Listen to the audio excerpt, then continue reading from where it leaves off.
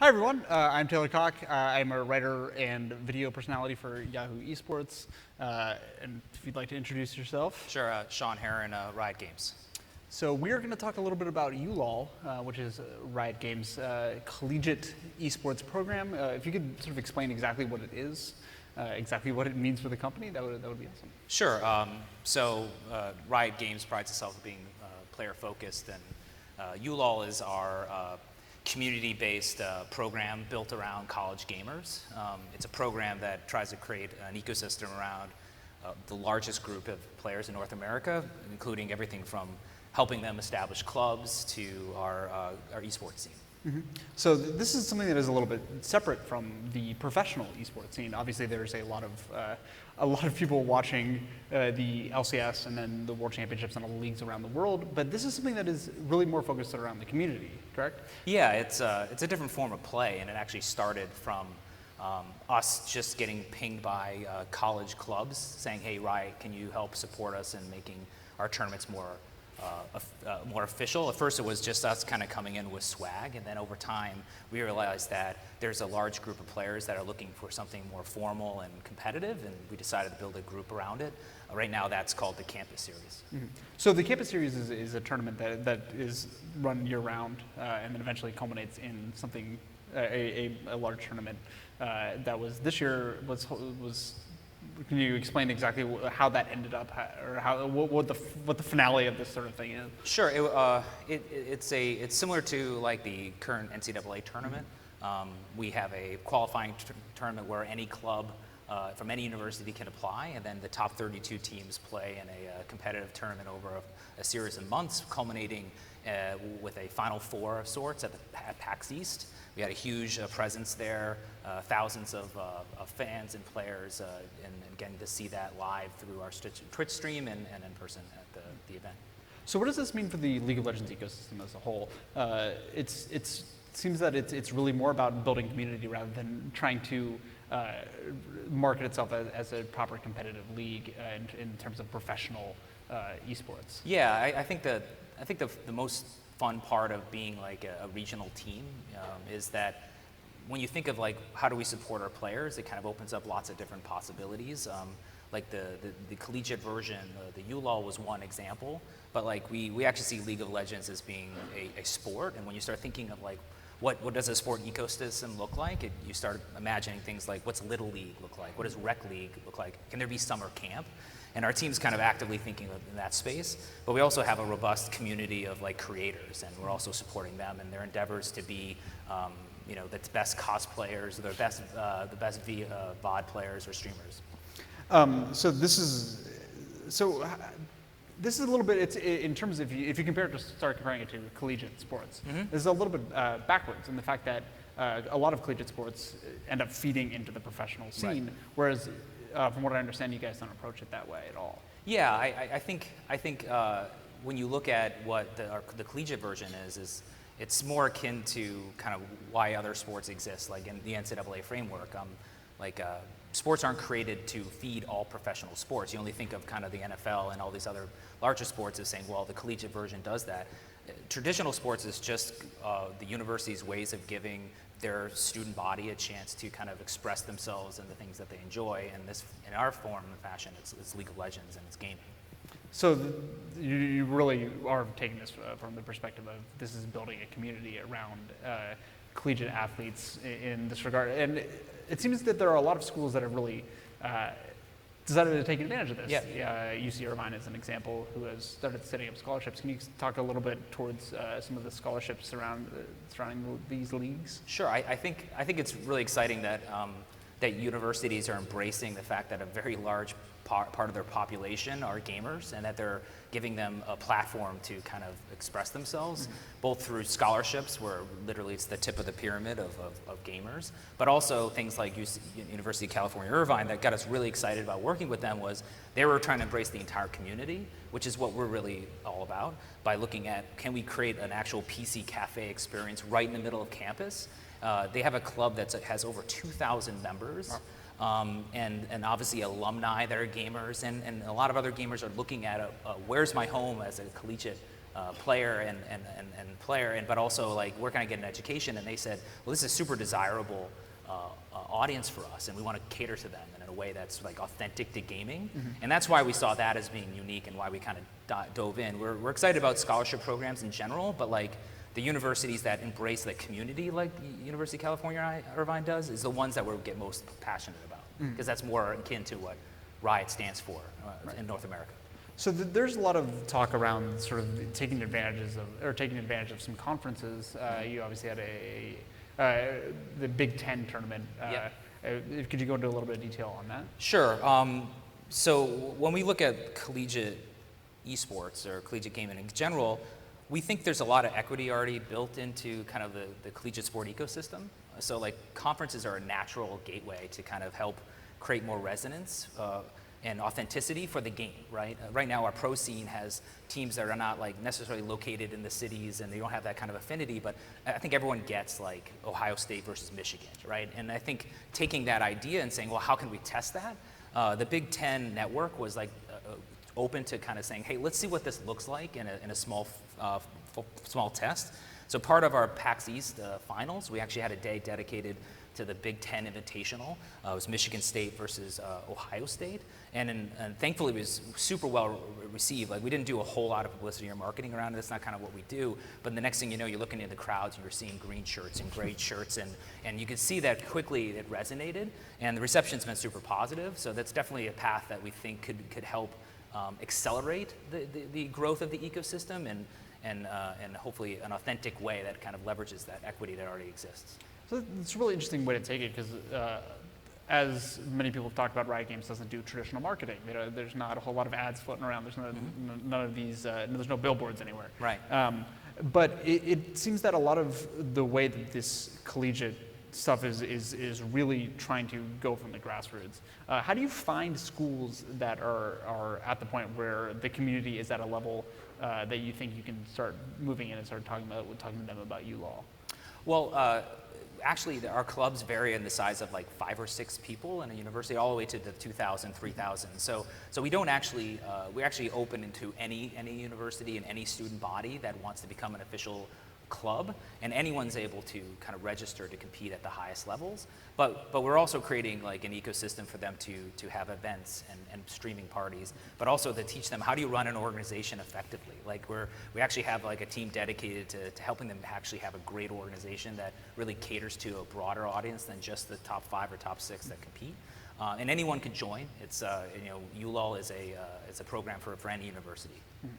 So there seems there's also a lot of when you talk about traditional collegiate sports, there's a lot of governing bodies, specifically the NCAA, that it really makes sure that everything is done above board, everything is proper. But there's nothing like that for esports as of yet. Is that something you guys are interested in creating? Is that something you're interested in fostering going forward?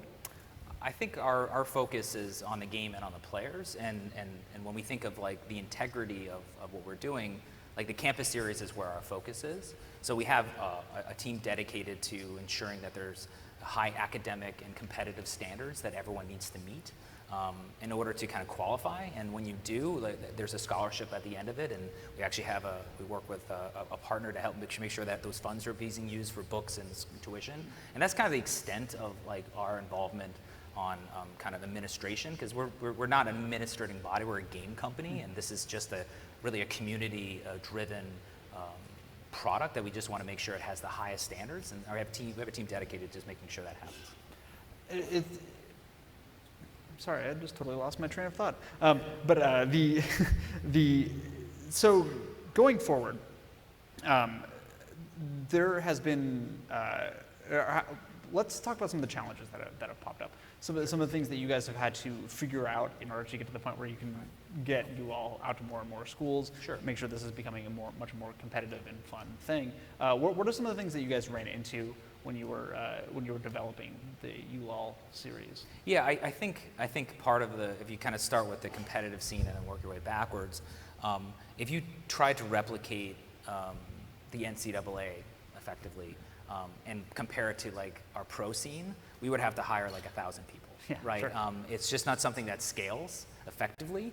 So I think our biggest challenge is the balance between growing, scaling, but also maintaining that authenticity. Like, because it's really about the player and making sure this is something that resonates with them. It's not a marketing vehicle. It's really a ground up experience that we want to create around our community. So it's like, how do you do that in a way that you could pace it without hiring hundreds of people at the same time?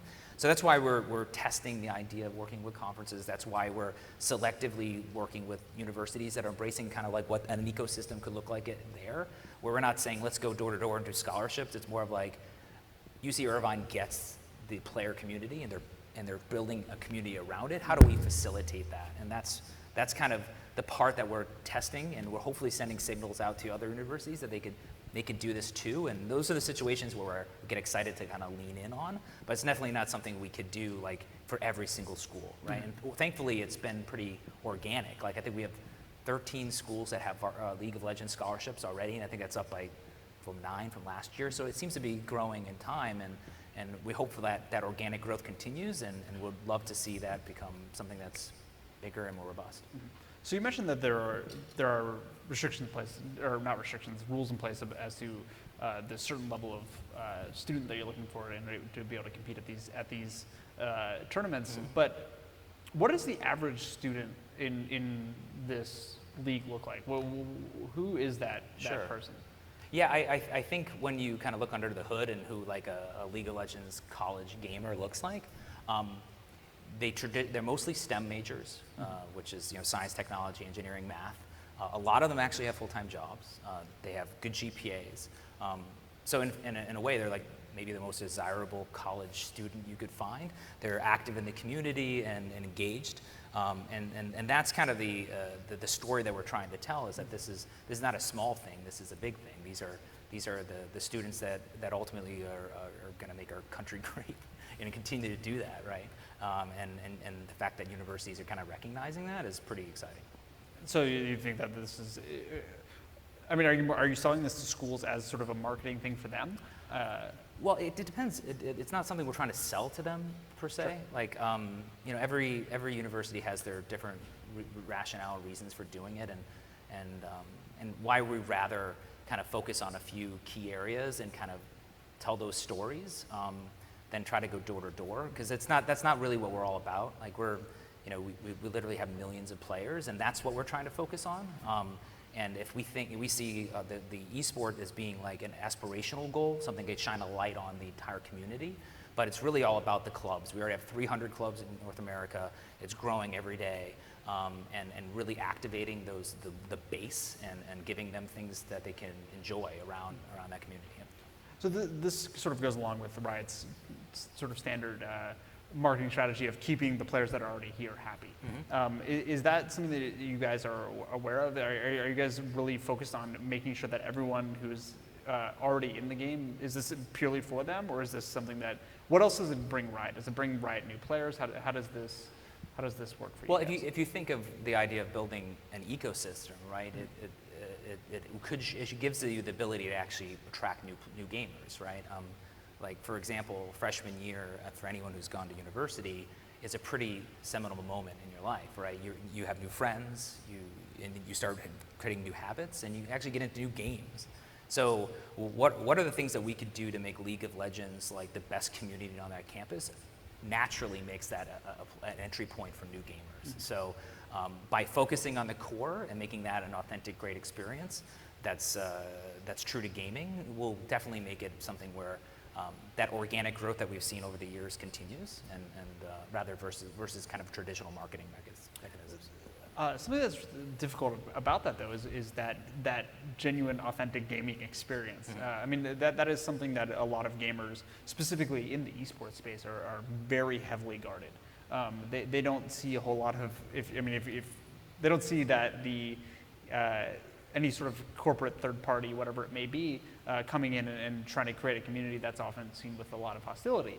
And you see this time and time again in esports. How does Riot Games make sure that their experience is the most authentic to the community that already surrounds the game? I could speak for North America, sure. But I think the beauty of Riot and League of Legends is that we we have a very long-term view. Like we're never being pressed to kind of say, well, how do we monetize? How do we bring in sponsors? How do we do these things?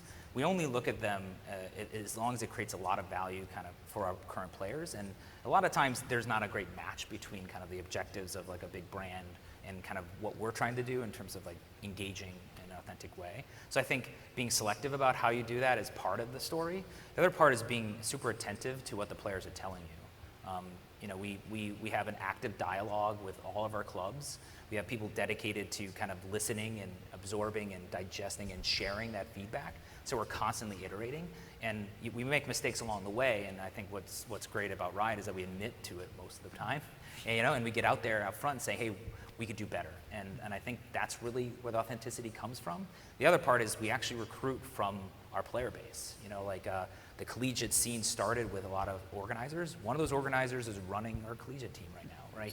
He's how can you get more authentic than that? You know, he's kind of one of the founding fathers of like the collegiate esports scene, and he's kind of has that authenticity. But then we surround him, just like we surround our players, with like experienced folks who can kind of give him guidance to kind of make the best experiences for our players. So I think those are the three ways. Mm-hmm. So how do you define success with the collegiate league? Just judging by the fact that perhaps the viewership wasn't up to the same level as some of the professional leagues Sure. that you see floating around League of Legends.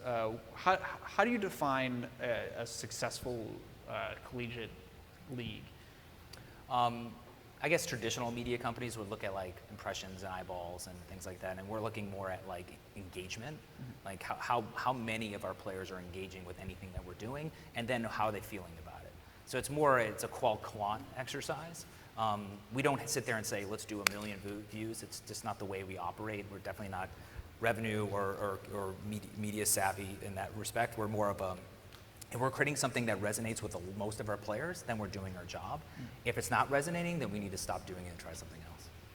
I mean, has there been moments where you guys have thought, hey, this isn't working for us? Are there any examples as of late that you've said we really need to take a pivot and work towards creating this in some separate way?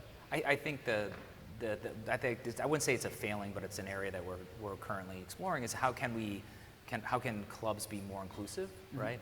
It's not just about the competitive scene. It's about the community around it, and we want to make sure to tell those stories that this is not just for the ultra competitive. It's for all gamers, and I think we could do a better job of communicating that. So you're avoiding the toxicness that has been rampant with. I'm not sure if that's that's not an area that I currently like dive in. Most of it's kind of done on the game servers, and what does that all mean? But like, from my personal interactions with players, which is the most enriching, is there's very little toxicity. There's tons of passion and excitement, and that's kind of what gets us energized. So how do you finally, sort of as we start to wrap this up, how do you keep these leagues competitive? It seems that there's a lot of schools that, when you watch these collegiate tournaments, there's a lot of schools that get knocked out pretty quickly by the highest level teams. The best collegiate teams immediately make themselves known. Is that something? Are you guys interested in fostering a truly competitive scene, or is this something that is really just mostly about community building? I think the competitive nature is actually being done at this collegiate level. Like the best collegiate teams are still the clubs, and they're the ones who've spent years actually building that ecosystem of identifying talent, leveling it up, and putting on those teams. And other schools are looking to level up. We could give them guidance on kind of how others have done it. But our goal is really to create like an authentic, fun experience for as many college gamers as we can, not to create like the most competitive esport league possible. It's more about the authenticity and the engagement around it. Right. And I think that's all the time we have for today. Thank you so much for sitting down and talking. Once again, I'm Taylor Cocke from Yahoo Esports. Sean from Riot. All right. Thank you guys. Thanks.